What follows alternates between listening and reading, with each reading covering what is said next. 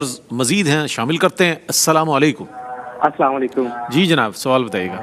میرا پہلا سوال یہ ہے کہ ایک تو اکثر ہم امام صاحب جمعے کے دو نماز میں امام صاحب سے پہلے غلطی سے سلام پھیر لیں تو اس کے لیے کیا حکم ہے ہمارے لیے؟ ہمیں سجدہ صاف کرنا ہوگا، دوبارہ سے ہمیں نماز ادا کرنی ہوگی؟ ٹھیک ہے، دوسرا سوال دوسرا بتائیں۔ یہ ہے کہ آج کل گرمی کا موسم ہے تو کچھ نا مسجد کے اندر کچھ دو تین بزرگ ہوتے ہیں، انہیں مسئلہ ہوتا ہے پنکھے کی ہوا سے، تو وہ یہ ہے کہ وہ بزرگ جو ہے نا وہ سارے پنکھے بند کروا دیتے ہیں، پھر باقی نمازیوں کا مسئلہ ہوتا ہے۔ اس کے لیے کیا حکم ہے؟ کیا ہمیں ان کا احترام کے لیے ان کی؟ ٹھیک ہے جناب، شامل کرتے ہیں۔ ایک اور کالر ہیں۔ السلام علیکم۔ وعلیکم جی وعلیکم السلام۔ مجھے یہ پوچھنا تھا السلام علیکم۔ جی وعلیکم السلام، سوال بتائیے۔ مجھے یہ پوچھنا تھا کہ ٹی وی کی آواز بند اسے دعا قنوت پڑھنے ہوتے ہیں تو اس کے لیے یہ کیا ہمیں دعا قنوت یاد نہیں؟ اچھا ایسے کریں، آپ ذرا سوال دوبارہ کر لیں، ٹیلی ویژن سیٹ کی آواز بند کر دیں، بڑی مہربانی۔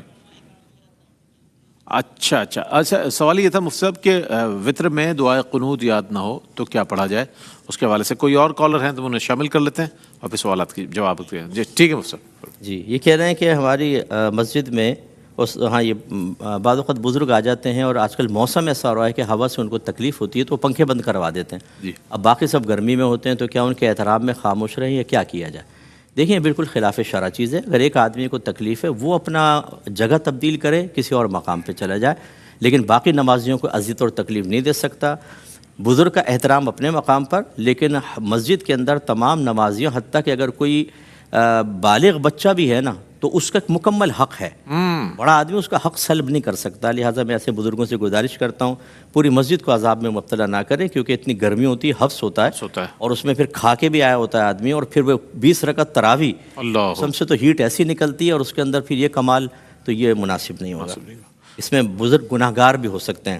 انہوں نے کہا کہ بعض اوقات ایسا ہوتا ہے کہ امام صاحب سے پہلے ہم غلطی سے سلام پھیر دیتے ہیں، کیا حکم ہوگا؟ دیکھیں جب ہم اقتداء کرتے ہیں تو اقتداء کا مطلب یہ ہوتا ہے کہ سامنے والے کی پیروی کرنا، اور پیروی کا مطلب ہوتا ہے اس کے عمل کے بعد عمل کرنا۔ اگر کوئی ان سے پہلے کرے گا، آگے بڑھے گا تو وہ گناہ کبیرہ ہے، منع کیا سرکار نے، گناہ کبیرہ ہے۔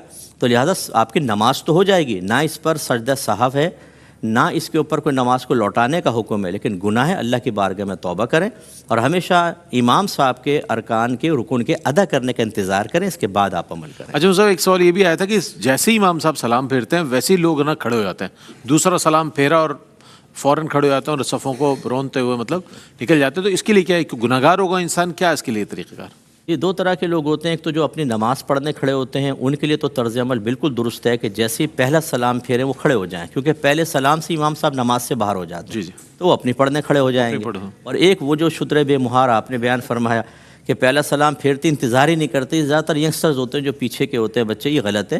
سیکنڈ سلام میں تو بھی تو اتباع کرنی ہے نا، آپ نے ایک میں اتباع کر کے بغیر سلام پھیرے یا پہلے سلام پھیر کے بھاگ گئے، یہاں وہی مسٹیک ہو رہی ہے کہ امام سے پہلے، تو بالکل آرام سے بیٹھیں، سلام پھیریں، تھوڑا سا ذکر الہی کریں، پھر اٹھیں۔